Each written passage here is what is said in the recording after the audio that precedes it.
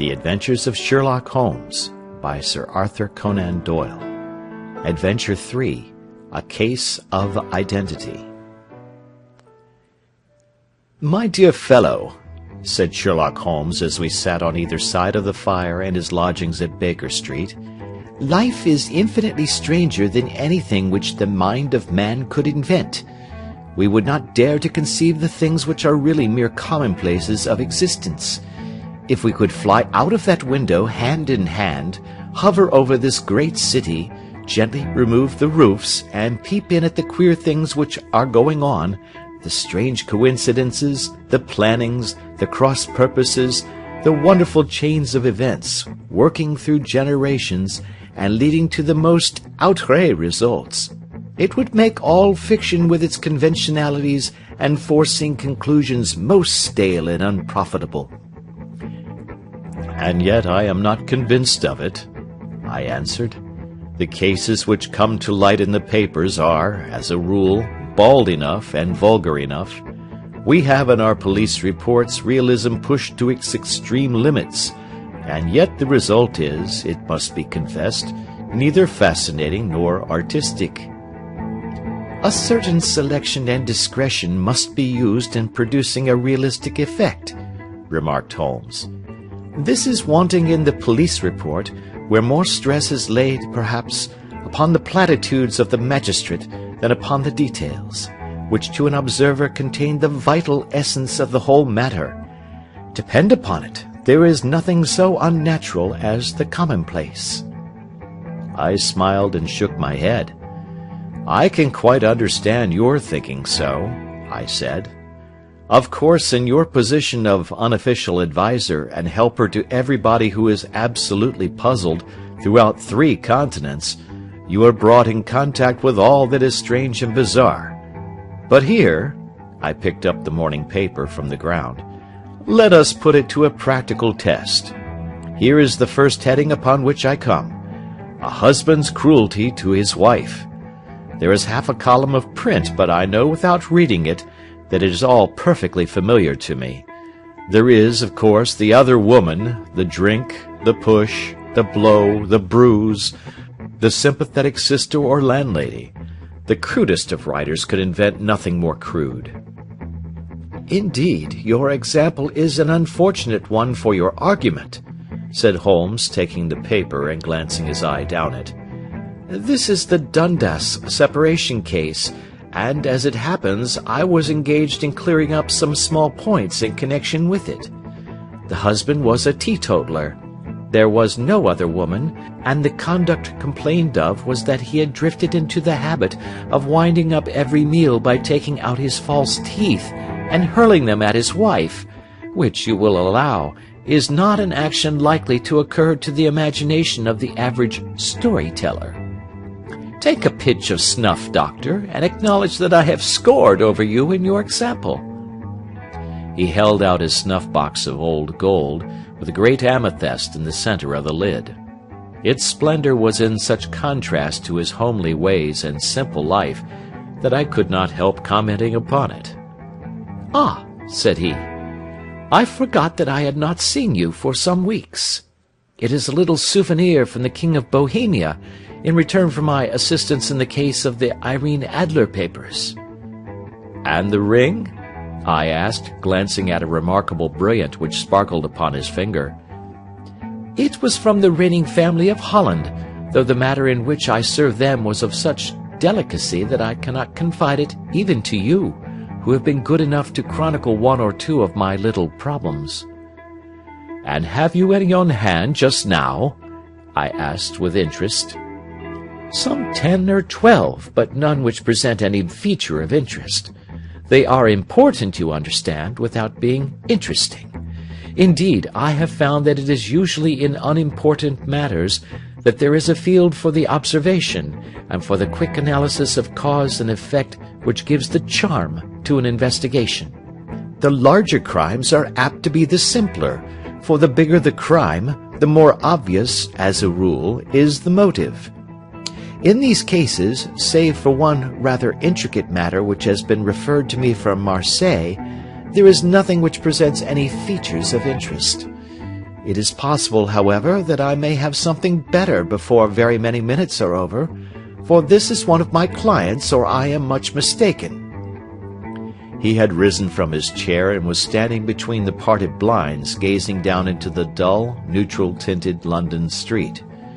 Looking over his shoulder, I saw that on the pavement opposite there stood a large woman with a heavy fur boa round her neck, and a large curling red feather in a broad-brimmed hat, which was tilted in a coquettish Duchess of Devonshire fashion over her ear. From under this great panoply she peeped up in a nervous, hesitating fashion at our windows, while her body oscillated backward and forward, and her fingers fidgeted with her glove buttons. Suddenly, with a plunge, as of the swimmer who leaves the bank, she hurried across the road, and we heard the sharp clang of the bell. "I have seen those symptoms before," said Holmes, throwing his cigarette into the fire. "Oscillation upon the pavement always means an affaire à coeur. She would like advice, but it is not sure that the matter is not too delicate for communication. And yet even here we may discriminate. When a woman has been seriously wronged by a man, she no longer oscillates, and the usual symptom is a broken bell wire. Here we may take it that there is a love matter, but that the maiden is not so much angry as perplexed or grieved. But here she comes in person to resolve our doubts." As he spoke there was a tap at the door, and the boy in buttons entered to announce Miss Mary Sutherland, while the lady herself loomed behind his small black figure like a full-sailed merchantman behind a tiny pilot-boat.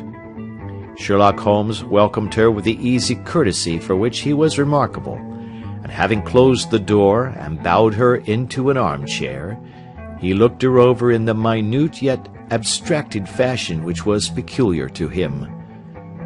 "Do you not find," he said, "that with your short sight it is a little trying to do so much typewriting?" "I did it first," she answered, "but now I know where the letters are without looking." Then, suddenly realizing the full purport of his words, she gave a violent start and looked up, with fear and astonishment upon her broad, good-humoured face. "You've heard about me, Mr. Holmes," she cried. "Else how could you know all that?" "Ha! Never mind," said Holmes, laughing. "It is my business to know things. Perhaps I have trained myself to see what others overlook. If not, why should you come to consult me?" "I came to you, sir, because I heard of you from Mrs. Etheridge, whose husband you found so easy when the police and everyone had given him up for dead. Oh, Mr. Holmes, I wish you would do as much for me. I'm not rich, but still I have 100 a year in my own right, besides the little that I make by the machine, and I would give it all to know what has become of Mr. Hosmer Angel." "Why did you come away to consult me in such a hurry?" asked Sherlock Holmes, with his fingertips together and his eyes to the ceiling. Again a startled look came over the somewhat vacuous face of Miss Mary Sutherland. "Yes, I did bang out of the house," she said, "for it made me angry to see the easy way in which Mr. Winbank, that is, my father, took it all. He would not go to the police, and he would not go to you, and so at last, as he would do nothing, and kept on saying that there was no harm done, it made me mad, and I just on with my things and came right away to you." "Your father?" said Holmes. "Your stepfather, surely, since the name is different." "Yes, my stepfather. I call him father, though it sounds funny, too, for he is only 5 years and 2 months older than myself." "And your mother is alive?" "Oh, yes, mother is alive and well. I wasn't best pleased, Mr. Holmes, when she married again so soon after father's death, and a man who was nearly 15 years younger than herself. Father was a plumber in the Tottenham Court Road, and he left a tidy business behind him, which mother carried on with Mr. Hardy, the foreman. But when Mr. Windibank came, he made her sell the business, for he was very superior, being a traveller in wines.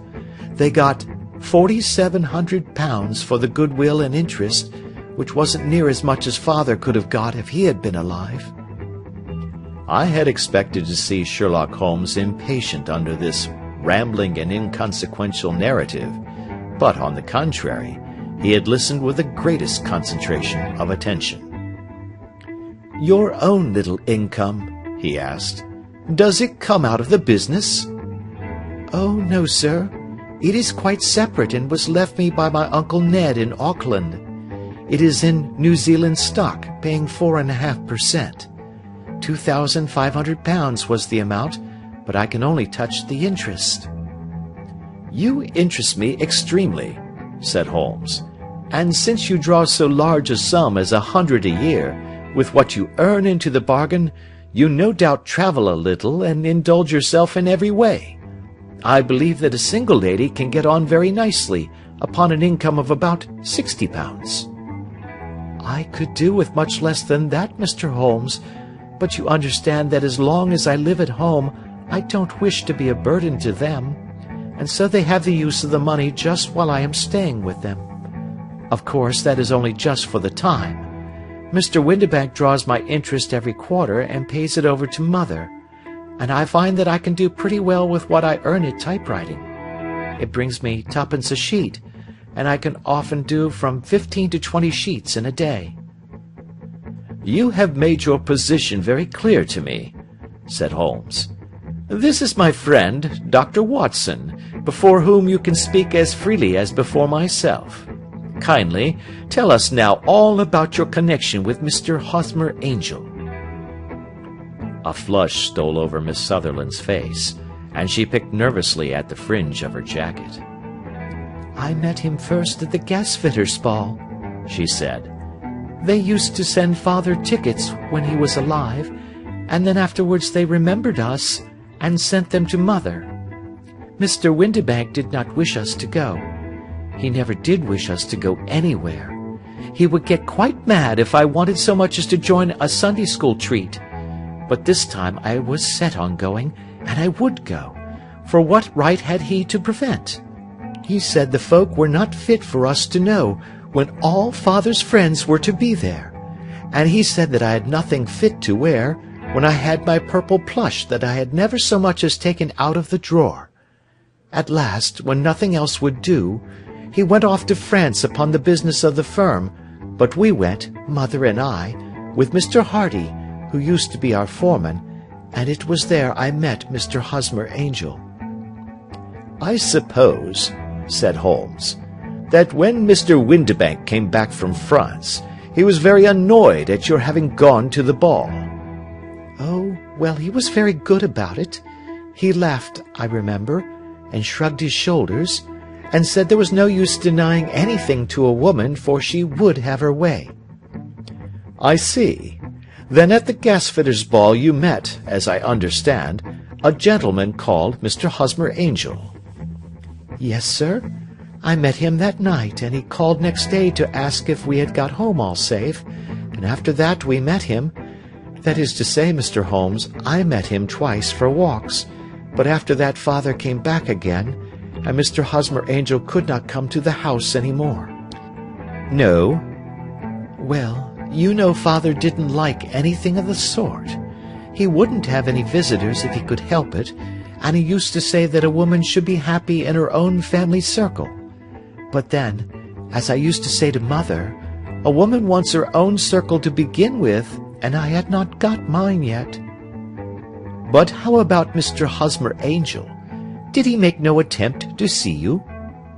"Well, father was going off to France again in a week, and Hosmer wrote and said that it would be safer and better not to see each other until he had gone. We could write in the meantime, and he used to write every day. I took the letters in the morning, so there was no need for father to know." "Were you engaged to the gentleman at this time?" "Oh, yes, Mr. Holmes. We were engaged after the first walk that we took. Hosmer, Mr. Angel, was a cashier in an office in Leadenhall Street, and—" "What office?" "That's the worst of it, Mr. Holmes. I don't know. Where did he live then?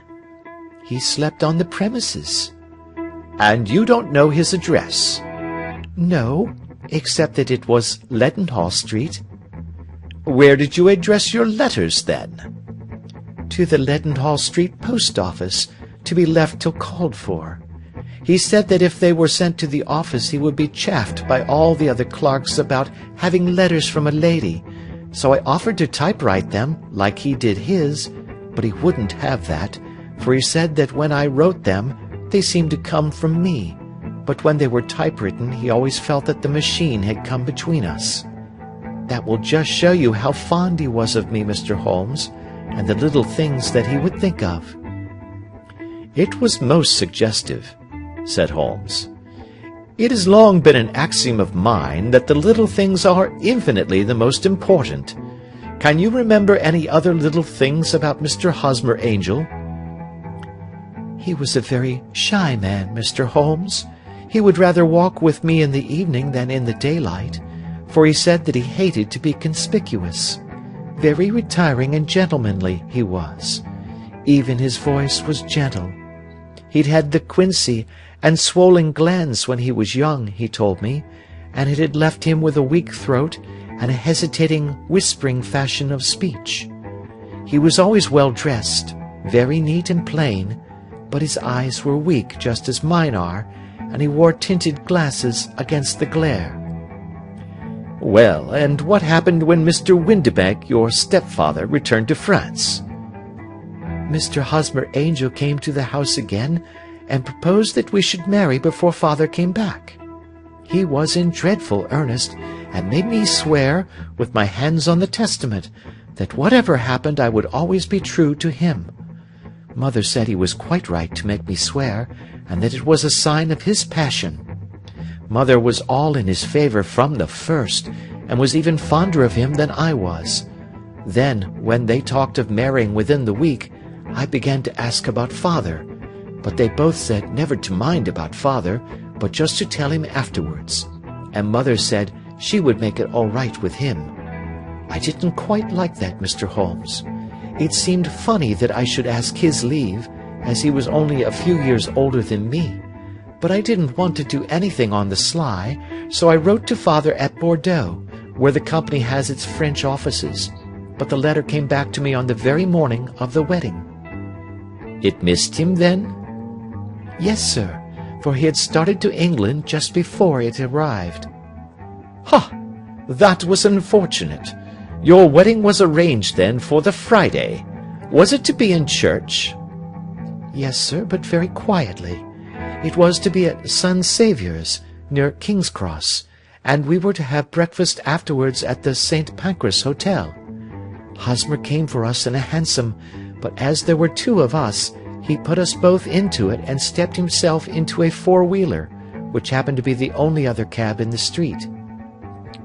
We got to the church first, and when the four-wheeler drove up we waited for him to step out, but he never did, and when the cabman got down from the box and looked, there was no one there. The cabman said that he could not imagine what had become of him, for he had seen him get in with his own eyes. That was last Friday, Mr. Holmes, and I have neither seen nor heard anything since then to throw any light upon what has become of him." "It seems to me that you have been very shamefully treated," said Holmes. "Oh, no, sir. He was too good and kind to leave me so.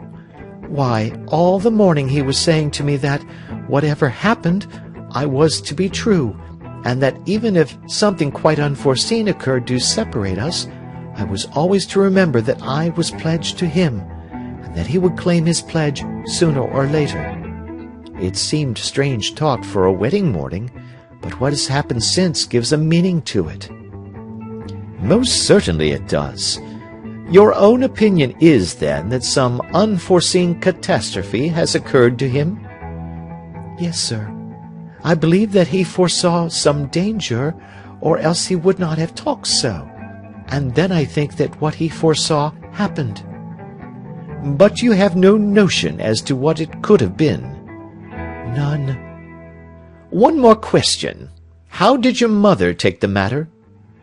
She was angry, and said that I was never to speak of the matter again.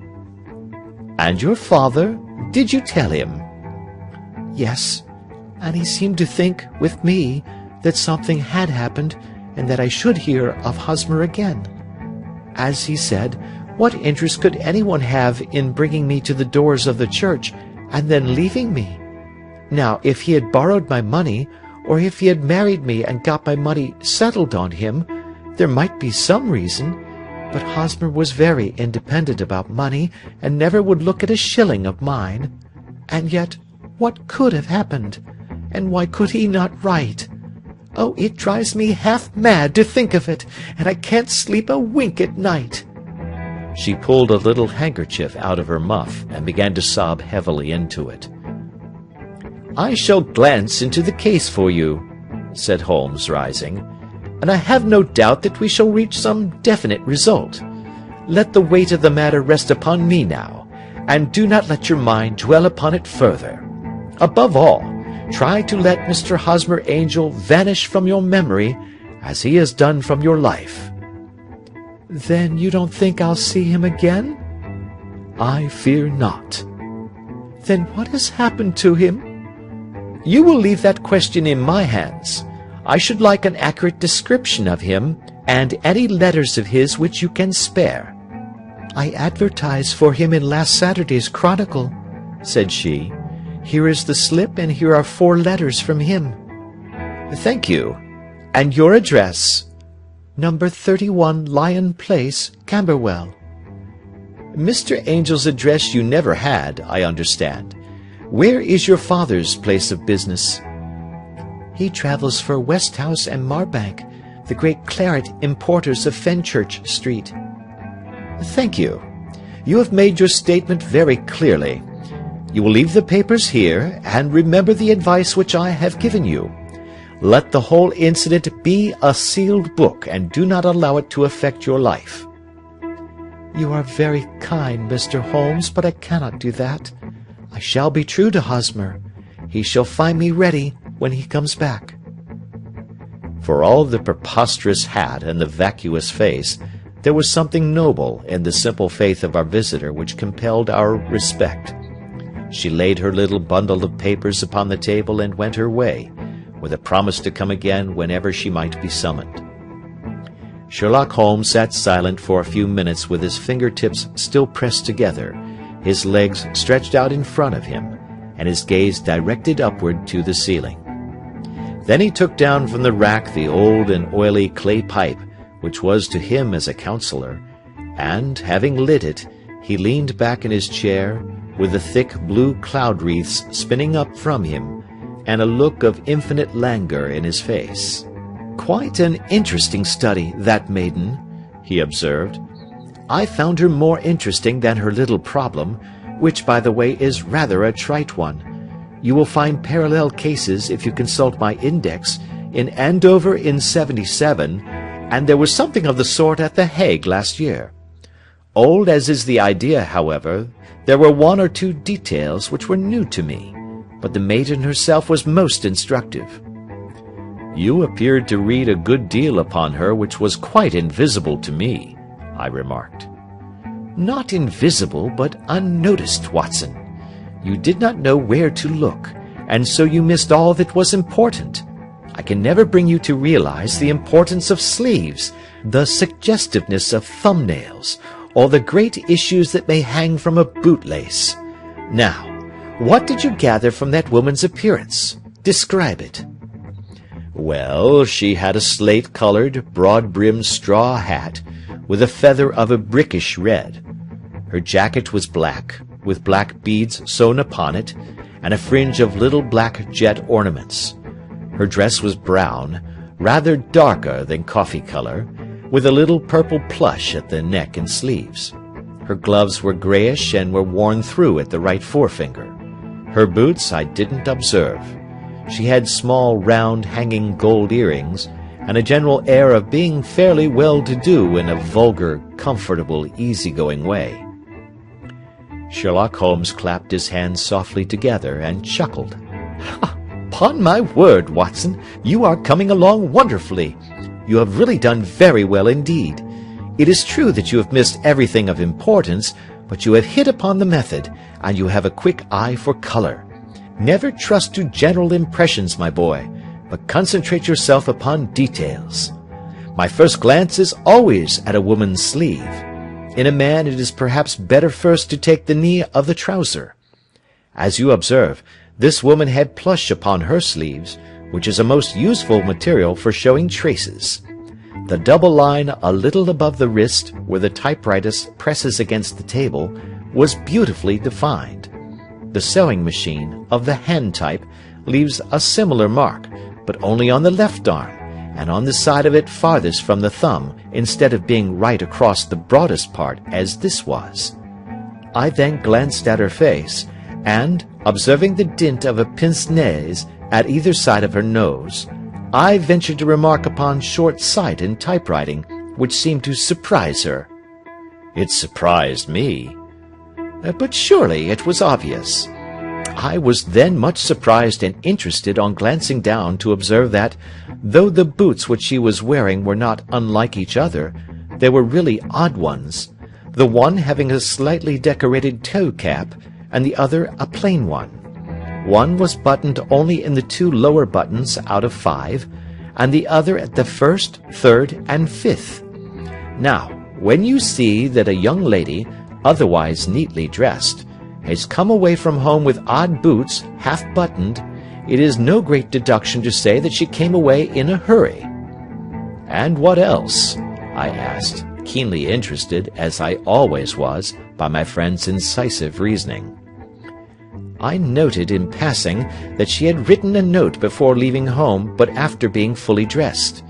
You observed that her right glove was torn at the forefinger, but you did not apparently see that both glove and finger were stained with violet ink. She had written in a hurry and dipped her pen too deep. It must have been this morning, or the mark would not remain clear upon the finger. All this is amusing, though rather elementary, but I must go back to business, Watson. Would you mind reading me the advertised description of Mr. Hosmer Angel? I held the little printed slip to the light. Missing, it said, on the morning of the 14th, a gentleman named Hosmer Angel, about 5 feet 7 inches in height, strongly built, sallow complexion, black hair, a little bald in the center, bushy black side whiskers and mustache, tinted glasses, slight infirmity of speech, was dressed when last seen in black frock coat faced with silk, black waistcoat, gold Albert chain, and grey Harris tweed trousers with brown gaiters over elastic-sided boots, known to have been employed in an office in Leadenhall Street. Anybody bringing— "That will do," said Holmes. "As to the letters," he continued, glancing over them, "they are very commonplace. Absolutely no clue in them to Mr. Angel, save that he quotes Balzac once. There is one remarkable point, however, which will no doubt strike you." "They are typewritten," I remarked. "Not only that, but the signature is typewritten. Look at the neat little Hosmer Angel at the bottom. There is a date, you see, but no superscription except Leadenhall Street, which is rather vague. The point about the signature is very suggestive. In fact, we may call it conclusive." "Of what?" "My dear fellow, is it possible you do not see how strongly it bears upon the case?" "I cannot say that I do, unless it were that he wished to be able to deny his signature if an action for breach of promise were instituted." "No, that was not the point. However, I shall write 2 letters, which should settle the matter. One is to a firm in the city, the other is to the young lady's stepfather, Mr. Windibank, asking him whether he could meet us here at 6 o'clock tomorrow evening. It is just as well that we should do business with the male relatives.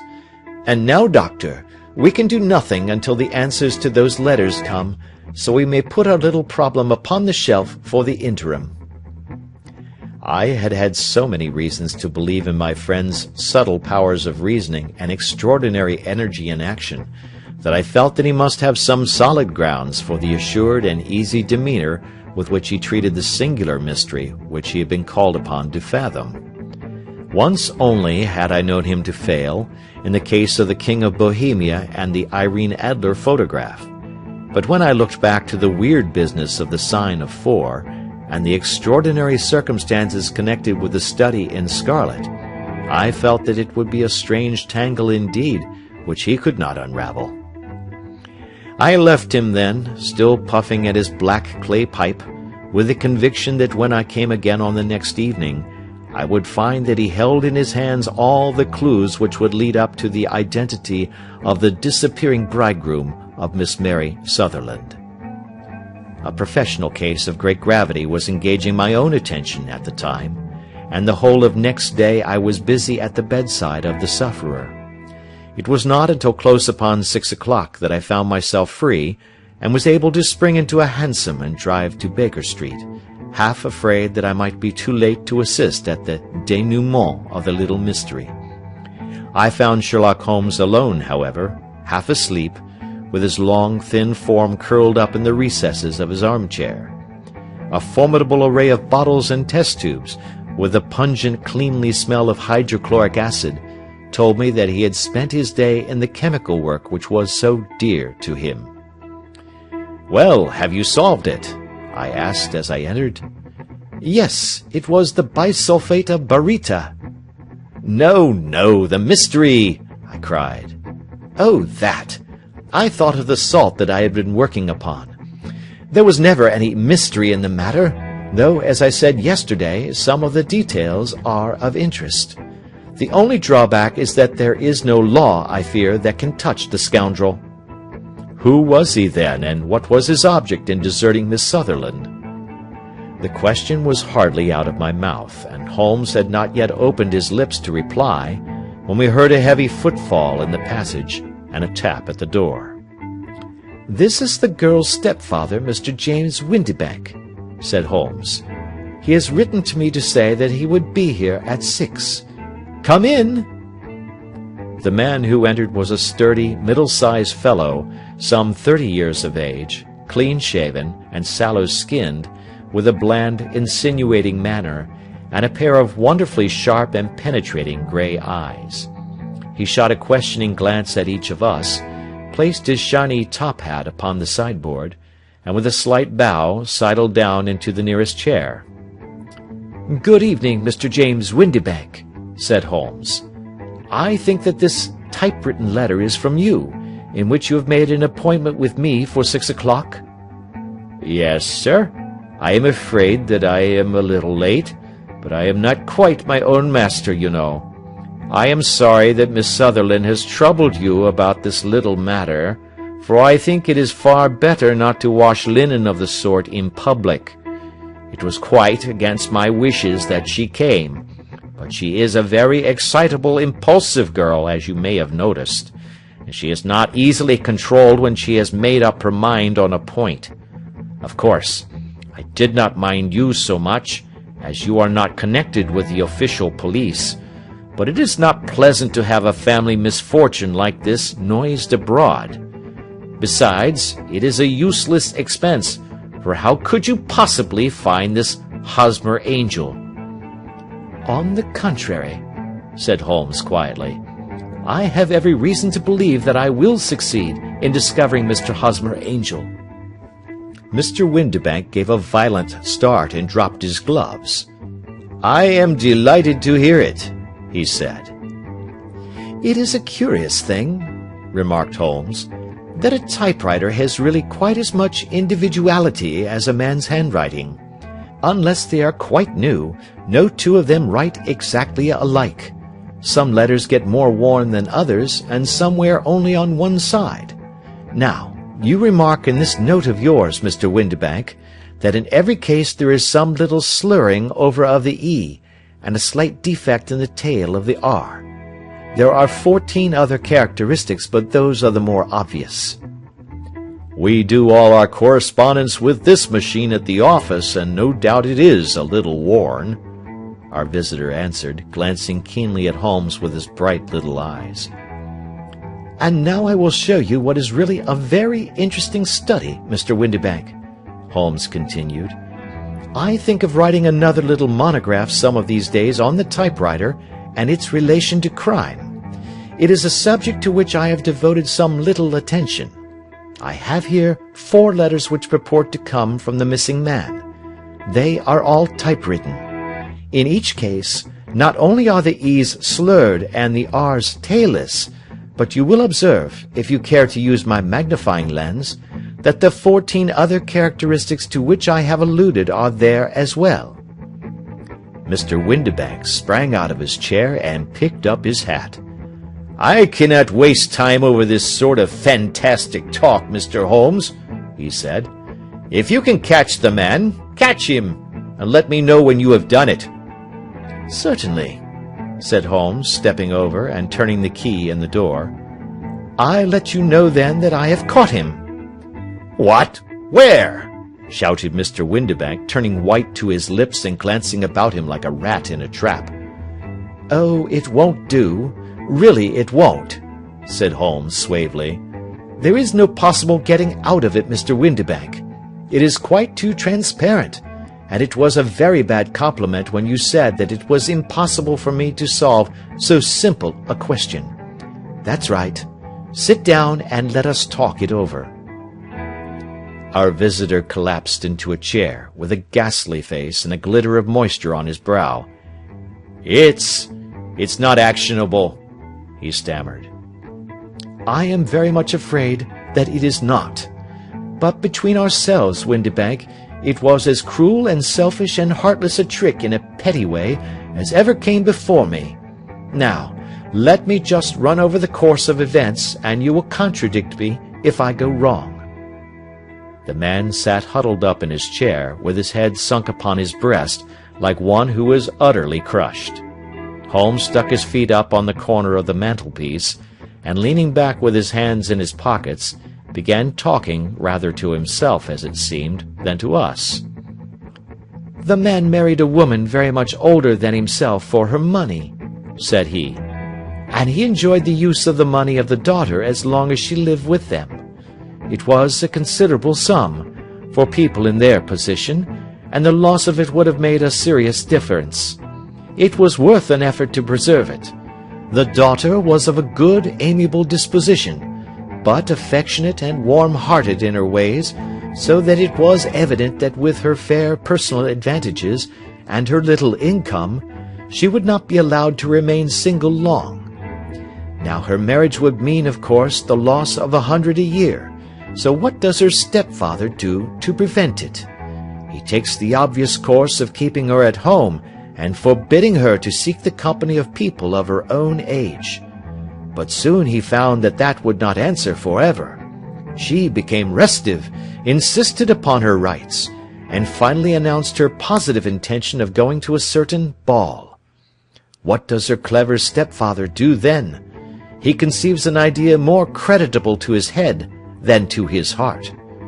With the connivance and assistance of his wife, he disguised himself, covered those keen eyes with tinted glasses, masked the face with a moustache and a pair of bushy whiskers, sunk that clear voice into an insinuating whisper, and doubly secure on account of the girl's short sight, he appears as Mr. Hosmer Angel, and keeps off other lovers by making love himself." "It was only a joke at first," groaned our visitor.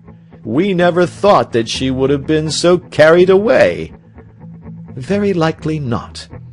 However that may be, the young lady was very decidedly carried away, and having quite made up her mind that her stepfather was in France, the suspicion of treachery never for an instant entered her mind. She was flattered by the gentleman's attentions, and the effect was increased by the loudly expressed admiration of her mother. Then Mr. Angel began to call, for it was obvious that the matter should be pushed as far as it would go if a real effect were to be produced. There were meetings, and an engagement, which would finally secure the girl's affections from turning towards anyone else. But the deception could not be kept up forever. These pretended journeys to France were rather cumbrous. The thing to do was clearly to bring the business to an end in such a dramatic manner that it would leave a permanent impression upon the young lady's mind, and prevent her from looking upon any other suitor for some time to come. Hence those vows of fidelity exacted upon a testament, and hence also the allusions to a possibility of something happening on the very morning of the wedding. James Windybank wished Miss Sutherland to be so bound to Hosmer Angel, and so uncertain as to his fate, that for 10 years to come, at any rate, she would not listen to another man. As far as the church door he brought her, and then, as he could go no farther, he conveniently vanished away by the old trick of stepping in at one door of a four-wheeler and out at the other. I think that was the chain of events, Mr. Windybank." Our visitor had recovered something of his assurance while Holmes had been talking, and he rose from his chair now with a cold sneer upon his pale face. "It may be so, or it may not, Mr. Holmes," said he. "But if you are so very sharp, you ought to be sharp enough to know that it is you who are breaking the law now, and not me. I have done nothing actionable from the first, but as long as you keep that door locked, you lay yourself open to an action for assault and illegal constraint." "The law cannot, as you say, touch you," said Holmes, unlocking and throwing open the door. "Yet there never was a man who deserved punishment more. If the young lady has a brother or a friend, he ought to lay a whip across your shoulders, by Jove!" he continued, flushing up at the sight of the bitter sneer upon the man's face. "It is not part of my duties to my client, but here's a hunting crop handy, and I think I shall just treat myself to—" He took 2 swift steps to the whip, but before he could grasp it there was a wild clatter of steps upon the stairs, the heavy hall door banged, and from the window we could see Mr. James Windybank running at the top of his speed down the road. "There's a cold-blooded scoundrel!" said Holmes, laughing, as he threw himself down into his chair once more. "That fellow will rise from crime to crime until he does something very bad and ends on a gallows. The case has, in some respects, been not entirely devoid of interest." "I cannot now entirely see all the steps of your reasoning," I remarked. "Well, of course it was obvious from the first that this Mr. Hosmer Angel must have some strong object for his curious conduct, and it was equally clear that the only man who really profited by the incident, as far as we could see, was the stepfather. Then the fact that the 2 men were never together, but that the one always appeared when the other was away, was suggestive. So were the tinted spectacles and the curious voice, which both hinted at a disguise, as did the bushy whiskers. My suspicions were all confirmed by his peculiar action in typewriting his signature, which, of course, inferred that his handwriting was so familiar to her that she would recognize even the smallest sample of it. You see, all these isolated facts, together with many minor ones, all pointed in the same direction." "And how did you verify them?" "Having once spotted my man, it was easy to get corroboration. I knew the firm for which this man worked. Having taken the printed description, I eliminated everything from it which could be the result of a disguise, the whiskers, the glasses, the voice, and I sent it to the firm with a request that they would inform me whether it answered to the description of any of their travelers. I had already noticed the peculiarities of the typewriter, and I wrote to the man himself at his business address, asking him if he would come here. As I expected, his reply was typewritten and revealed the same trivial but characteristic defects. The same post brought me a letter from Westhouse and Marbank of Fenchurch Street to say that the description tallied in every respect with that of their employee, James Windybank. Voilà tout." "And Miss Sutherland?" "If I tell her, she will not believe me. You may remember the old Persian saying, 'There is danger for him who taketh the tiger cub, and danger also for whoso snatches a delusion from a woman.' There is as much sense in Hafiz as in Horace, and as much knowledge of the world." End of Adventure 3.